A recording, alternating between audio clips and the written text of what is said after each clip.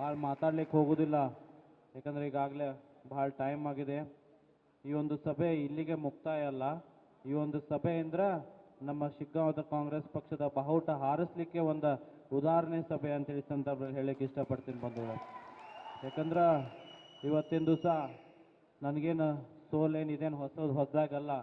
2018ರಲ್ಲಿ ಕಾಂಗ್ರೆಸ್ ಪಕ್ಷ ನನಗೆ ಟಿಕೆಟ್ ಕೊಟ್ಟಾಗ ಕೂಡ ಭಾಳ ಕಮ್ಮಿ ಅಂತರದಿಂದ ನಾ ಸೋನೆಲ್ಲ ಅನುಭವಿಸಿದ್ದೆ.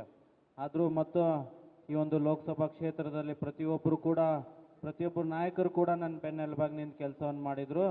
ಪ್ರತಿಯೊಬ್ಬರು ಕಾರ್ಯಕರ್ತರು ಕೂಡ ನನ್ನ ಬೆನ್ನೆಲುಬಾಗಿ ನಿಂತು ಆಶೀರ್ವಾದವನ್ನು ಮಾಡಿದರು. ಅದರ ಮೇಲೆ ಕುಂತಂಥ ದೇವ್ರು ಯಾಕೋ ನನಗೆ ಈ ಸಲ ಆಶೀರ್ವಾದ ಮಾಡಲಿಲ್ಲ. ಆದರೆ ನಾ ಯಾವಾಗಲೂ ಕೂಡ ಹೆದರಿಲ್ಲ. ಯಾವಾಗಲೂ ಕೂಡ ನಮ್ಮ ಕ್ಷೇತ್ರದ ಜನರ ಪರವಾಗಿ ನಾ ಕೆಲಸವನ್ನು ಮಾಡ್ಕೊಂಡು ಬಂದಿದ್ದೆ. ಅವಾಗ ಯಾವ ರೀತಿ ಮಾಡ್ತಿದ್ನೋ ಅದಕ್ಕೆ ಹೆಚ್ಚಿನ ಪ್ರಮಾಣದಲ್ಲಿ ಕೂಡ ನಾ ಈ ಸಂದರ್ಭದಲ್ಲಿ ತಮ್ಮೆಲ್ಲರಿಗೂ ವಿಶ್ವಾಸವನ್ನು ಪಡಿಸ್ತೀನಿ. ಗೆಲ್ಲೋದು ಬರೀ ಇಂಪಾರ್ಟೆಂಟ್ ಆಗಿರೋದಿಲ್ಲ, ಯಾವ ರೀತಿ ಕ್ಷೇತ್ರದ ಜನರು ನಮ್ಮ ಮೇಲೆ ವಿಶ್ವಾಸ ಇಟ್ಟು ಸುಮಾರು ಮಂದಿ ಎಲ್ಲರೂ ಹೇಳ್ತಾರೆ ಸೋತಾಗ ನಾ ಅವನಿಂದ್ರ ಸೋತೆ ನಾ ಇವನಿಂದ್ರ ಸೋತೆ ಅಂತ ಅಲ್ಲ.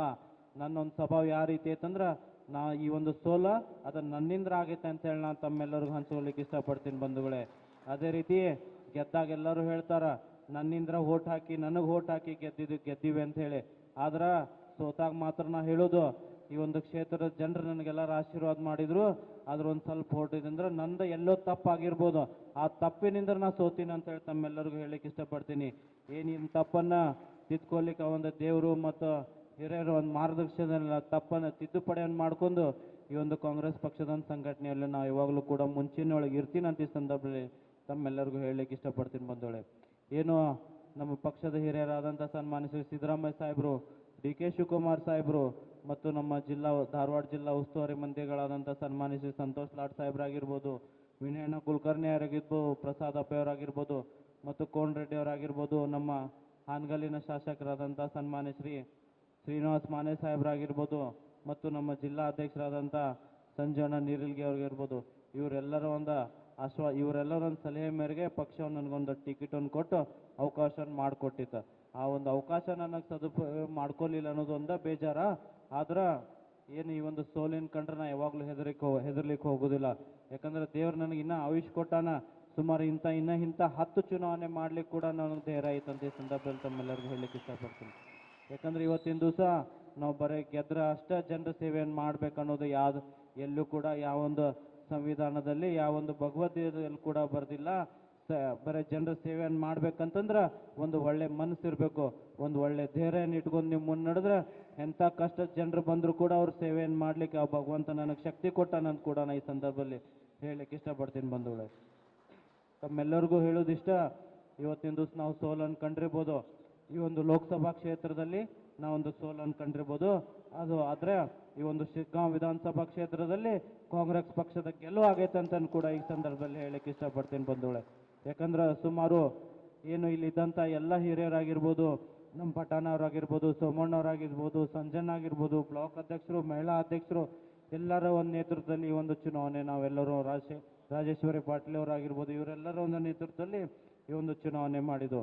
ಈ ಒಂದು ಚುನಾವಣೆ ಲೋಕಸಭಾ ಕ್ಷೇತ್ರದಲ್ಲಿ ನನ್ನ ಪಕ್ಷ ಸೋತಿರ್ಬೋದು, ಅದರ ಈ ಒಂದು ಶಿಗ್ಗಾಂವ್ ವಿಧಾನಸಭಾ ಕ್ಷೇತ್ರದಲ್ಲಿ ಕಾಂಗ್ರೆಸ್ ಪಕ್ಷ ಗೆದ್ದೈತಂತ ನಾನು ಸಂದರ್ಭದಲ್ಲಿ ಹೇಳಲಿಕ್ಕೆ ಇಷ್ಟಪಡ್ತೀನಿ ಬಂಧುಗಳೇ. ಅದೇ ರೀತಿ ಏನು ಇನ್ನೊಂದು ಸುಮಾರು 4-5 ತಿಂಗಳು ಬಿಟ್ರೆ ಈ ಒಂದು ಶಿಗ್ಗಾಂವ್ ವಿಧಾನಸಭಾ ಕ್ಷೇತ್ರದಲ್ಲಿ ಒಳ್ಳೆ ಎಲೆಕ್ಷನ್ ಬರ್ತೈತಿ. ದಯವಿಟ್ಟು ತಮ್ಮೆಲ್ಲರಿಗೂ ಕಳಕಳಿಯಿಂದ ವಿನಂತಿಸ್ಕೋತೀನಿ, ಇಲ್ಲಿದ್ದಂಥ ನಾಯಕರಿಗೆಲ್ಲರಿಗೂ ಕಳಕಳಿಯಿಂದ ವಿನಂತಿಸ್ಕೋತೀನಿ, ನಾನು ತಗೊಂಡು ಬರಬೇಡ್ರಿ. ಇಲ್ಲೆಲ್ಲರೂ ನಾವು ಎದಕ್ಕೆ ಬರ್ಬೇಕಂದ್ರೆ ಇಲ್ಲಿದ್ದಂಥ ಕಾಂಗ್ರೆಸ್ ಪಕ್ಷದ ಚಿಹ್ನೆ ಪರವಾಗಿ ನೀವು ಎಲ್ಲರೂ ಕೂಡ ದುಡಿಯೋಣ ಅಂತ ಸಂದರ್ಭದಲ್ಲಿ ಹೇಳಲಿಕ್ಕೆ ಇಷ್ಟಪಡ್ತೀನಿ ಬಂಧುಗಳೇ. ಯಾಕಂದ್ರೆ ಇವತ್ತಿನ ದಿವಸ ಬರೀ ಅಲ್ಲಿ ನಿಂತಂಥ ಒಂದು ವ್ಯಕ್ತಿ ಒಂದು ಕ್ಯಾಂಡಿಡೇಟನ್ನು ಚುನಾವಣೆ ಆಗಿರೋದಿಲ್ಲ. ಏನು ಅಲ್ಲಿ ಇದ್ದಂಥ ಕ್ಷೇತ್ರದಲ್ಲಿ ಇದ್ದಂಥ ಜನರು, ಏನು ನಮ್ಮ ಪಕ್ಷದ ಕಾರ್ಯಕರ್ತರು, ನಮ್ಮ ಪಕ್ಷದ ಹಿರಿಯರ ಸಂಬಂಧ, ಪಕ್ಷದ ನಾಯಕರ ಸಂಬಂಧ ನಾವು ಒಂದು ಚುನಾವಣೆ ಮಾಡಿರ್ತೀವಿ. ತಾವೆಲ್ಲರೂ ನೋಡ್ತಿರ್ಬೋದು, ಸುಮಾರು 25 ವರ್ಷ ಆದಮೇಲೆ ಈ ಒಂದು ಶಿಗ್ಗಾಂವ್ ವಿಧಾನಸಭಾ ಕ್ಷೇತ್ರದಲ್ಲಿ ಕಾಂಗ್ರೆಸ್ ಪಕ್ಷಕ್ಕೆ ಸುಮಾರು 8,500 ಮತಗಳನ್ನು ಲೀಡ್ ತೊಗೊಂಡು ಬಂದು ಕೊಟ್ಟಿದ್ದಾರೆ. ಯಾಕಂದ್ರೆ ಇಲ್ಲೇ ಏನು ಸಮಸ್ಯೆ ಐತಂತಂದ್ರೆ ಇಲ್ಲೇ ಬರೀ ಗ್ರೂಪಿಸನ್ ಆಗತ್ತವ. ಇಲ್ಲೇ ಇದು ಒಂದು ನಂದು ಬಳಗ, ಇದು ನಂದು ಇವ್ರದ್ದು ಬಳಗ, ಇವ್ರದ್ದು ಅವ್ರದ್ದು ಬಳಗ ಅಂಥೇಳಿ ದಯವಿಟ್ಟು ನಾವು ನೀವು ಕೂಡ ಎಲ್ಲರನ್ನೂ ಒಂದು ಒಗ್ಗೂಡಿಸುವಂಥ ವೇದಿಕೆಯನ್ನು ನಿರ್ಮಾಣ ಮಾಡೋಣ. ಯಾಕಂದ್ರೆ ಇದು ಒಗ್ಗೂಡಿಸೋದಂಥ ನಿರ್ಮಾಣ ಎದಕ್ಕೆ ಮಾಡ್ಬೇಕಂತಂದ್ರೆ ಈ ಒಂದು ಕ್ಷೇತ್ರದಲ್ಲಿ ನಮ್ಮ ಕಾಂಗ್ರೆಸ್ ಪಕ್ಷದ ಬಾವುಟ ಹಾರಿಸೋದು ಒಂದು ನಮ್ಮದು ಗುರಿ ಆಗಿರಬೇಕು. ಅದೊಂದು ಎಲ್ಲ ಬಿಟ್ಟು, ಯಾಕಂದ್ರೆ ಇವತ್ತಿನ ದಿವಸ ನಾವೆಲ್ಲರೂ ನೋಡ್ತಿರ್ಬೋದು, ನಮ್ಮ ಆಸ್ತಿ ನಮ್ಮ ದುಡ್ಡು ಅದೆಲ್ಲ ನಮ್ಮ ಮನೇಲಿ ಇಟ್ಟು ಬರ್ಬೇಕು.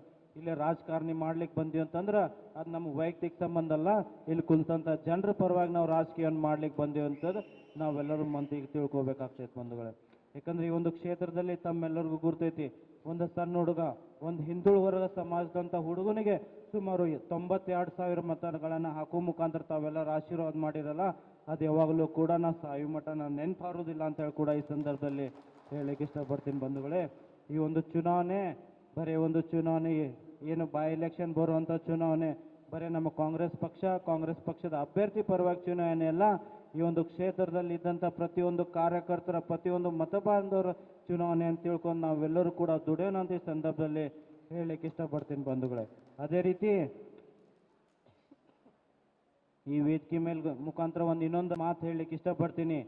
ಏನು ನಮ್ಮ ಬ್ಲಾಕ್ ಕಾಂಗ್ರೆಸ್ ಅಧ್ಯಕ್ಷರು ಎಲ್ಲೇ ಕರೀಲಿ, ಹಗಲು ರಾತ್ರಿ ಟೈಮ್ ನೋಡಲ್ದನ್ನ ನಾನು ಕರೀಲಿ, ಸದಾ ಕಾಲ ಅವ್ರ ಬೆನ್ನೆಲುಬಾಗಿ ನಿಂತು ಈ ಒಂದು ಕಾಂಗ್ರೆಸ್ ಪಕ್ಷ ಗೆಲುವಿಗೆ ನಾನು ಶ್ರಮಿಸ್ತೀನಿ ಅಂತ ಈ ಸಂದರ್ಭದಲ್ಲಿ ಹೇಳ್ತೀನಿ ಬಂಧುಗಳೇ. ತಮ್ಮೆಲ್ಲರಿಗೂ ಅನ್ನಿಸ್ತಿರ್ಬೋದು, ನಾವು ಆ ಗ್ರೂಪಿಗೆ ಸಂಬಂಧ ಅದೀವಿ, ನಾವು ಈ ಗ್ರೂಪಿಗೆ ಸಂಬಂಧ ಅದೀವಿ. ನನಗೆ ಯಾವ ಗ್ರೂಪ್ ಸಂಬಂಧ ಇಲ್ಲ, ನನಗೆ ಬರೀ ಯಾವ್ದು ಕಾಣ್ತೈತಂದ್ರೆ ಇಲ್ಲಿದ್ದಂಥ ಕಾಂಗ್ರೆಸ್ ಪಕ್ಷದ ಚಿಹ್ನೆ ಒಂದು ಮಾತ್ರ ಕಾಣ್ತೈತಂದ್ರೆ ಈ ಸಂದರ್ಭದಲ್ಲಿ ಹೇಳಲಿಕ್ಕೆ ಇಷ್ಟಪಡ್ತೀನಿ ಬಂಧುಗಳೇ. ಈ ಒಂದು ಕ್ಷೇತ್ರದಲ್ಲಿ ಏನು ಬಹಳಷ್ಟು ಸಮುದಾಯಗಳು ಇದ್ರೂ ಕೂಡ ನನಗೆ ಭಾಳ ಒಂದು ಬೆನ್ನೆಲುಬಾಗಿ ನಿಂತು ಎಲ್ಲ ಸಮುದಾಯದವರು ಆಶೀರ್ವಾದ ಮಾಡಿದಾರಲ್ಲ, ಯಾರು ಪ್ರಾಮಾಣಿಕವಾಗಿ ಈ ಒಂದು ಕ್ಷೇತ್ರದಲ್ಲಿ ಗೆಲ್ಲಲಿ ಇಷ್ಟು ಮತ ಹಾಕಲಿಕ್ಕೆ ಏನೊಂದು ಪ್ರಾಮಾಣಿಕವಾಗಿ ಪ್ರಯತ್ನವನ್ನು ಮಾಡಿದಾರಲ್ಲ, ಅಂಥವ್ರಿಗೆ ಮಾತ್ರ ನಾವು ಟಿಕೆಟ್ ಕೊಡಿಸುವಂಥ ಕೆಲಸವನ್ನು ನೀವು ಕೂಡ ಎಲ್ಲರೂ ಮಾಡಬೇಕಾಗತ್ತೆ ಈ ಸಂದರ್ಭದಲ್ಲಿ ಹೇಳಲಿಕ್ಕೆ ಇಷ್ಟಪಡ್ತೀನಿ ಬಂಧುಗಳೇ. ಏನೋ ಈಗೆಲ್ಲ ಹಲವಾರು ಏನೇನೋ ಭಾಳ ಮಂದಿ ಅಲ್ಲಿಯವ್ರು ಬರತ್ತಾರ ಇಲ್ಲಿಯವ್ರು ಬರತ್ತಾರ ಅಂತೇಳಿ ನೀವೆಲ್ಲರೂ ತಲೆ ಕೆಡ್ಸ್ಕೊಲಿಕ್ಕೆ ಹೋಗ್ಬೇಡ್ರಿ. ನೀವು ಎಲ್ಲರೂ ಸೇರಿ ಕಾಂಗ್ರೆಸ್ ಪಕ್ಷದ ಪರವಾಗಿ ದುಡಿಯೋಣ. ಏನು ನಮ್ಮ ಪಕ್ಷದ ನಾಯಕರಾದಂಥ ಸನ್ಮಾನ್ಯ ಶ್ರೀ ಸಿದ್ದರಾಮಯ್ಯ ಸಾಹೇಬರು ಮತ್ತು DK ಶಿವಕುಮಾರ್ ಸಾಹೇಬರು ಮತ್ತು ಜಮೀರ್ ಅಹ್ಮದ್ ಸಾಹೇಬರು ಇವ್ರು ಯಾರು ನಮಗೆ ಟಿಕೆಟನ್ನು ಕೊಟ್ಟು ಕಳಿಸ್ತಾರಲ್ಲ ಅವ್ರಿಗೆ ಪ್ರಾಮಾಣಿಕವಾಗಿ ನಾವು ಗೆಲ್ಲಿಸುವಂಥ ಕೆಲಸವನ್ನು ನಾವು ಮಾಡೋಣ ಅಂತ ಈ ಸಂದರ್ಭದಲ್ಲಿ ಹೇಳಲಿಕ್ಕೆ ಇಷ್ಟಪಡ್ತೀನಿ ಬಂಧುಗಳೇ. ಯಾಕಂದ್ರೆ ತಾವೆಲ್ಲರೂ ನಂದ ಒಂದು ಉದಾಹರಣೆ ಕೊಡ್ತೀನಿ. 2013ರಲ್ಲಿ KN ಗಡ್ಡಿಯವರಾಗಿದ್ದರು, 2018ರಲ್ಲಿ MLA ಟಿಕೆಟ್ನ ನನಗೆ ಸಿಕ್ಕಿತ್ತು, ಮತ್ತು ತಿರ್ಗಾ 2023ರಲ್ಲಿ NH ಕೋನರೆಡ್ಡಿ ಅವ್ರಿಗೆ ಸಿಕ್ಕಿತ್ತ. ಅದರ ವ್ಯಕ್ತಿಗಳು ಬದಲಾದ್ರೆ ಕಾಂಗ್ರೆಸ್ ಪಕ್ಷ ಯಾವಾಗಲೂ ಬದಲಾಗಿಲ್ಲ ಅಂತ ಈ ಸಂದರ್ಭದಲ್ಲಿ ಹೇಳಲಿಕ್ಕೆ ಇಷ್ಟಪಡ್ತೀನಿ ಬಂಧುಗಳೇ. ತಮ್ಮೆಲ್ಲರಿಗೂ ಸಲಹೆಯನ್ನು ಕೊಡೋದು ಇಷ್ಟ, ತಾವು ಯಾವಾಗಲೂ ಕೂಡ ಒಂದು ನಾಯಕರಿಗೆ ಒಂದು ವ್ಯಕ್ತಿಗೆ ಅಭಿಮಾನಿಯಾಗಿ ನಡೀಬೇಡ್ರಿ. ತಾವು ಯಾವಾಗಲೂ ಕಾಂಗ್ರೆಸ್ ಪಕ್ಷದ ಅಭಿಮಾನಿಯಾಗಿರ್ರಿ. ಕಾಂಗ್ರೆಸ್ ಪಕ್ಷ ಯಾವಾಗಲೂ ಕೂಡ ನಿಮ್ಮ ಚಿರಋಣಿ ಆಗಿರ್ತೈತೆ ಅಂತ ಈ ಸಂದರ್ಭದಲ್ಲಿ ತಮ್ಮೆಲ್ಲರಿಗೂ ಹೇಳಲಿಕ್ಕೆ ಇಷ್ಟಪಡ್ತೀನಿ ಬಂಧುಗಳೇ.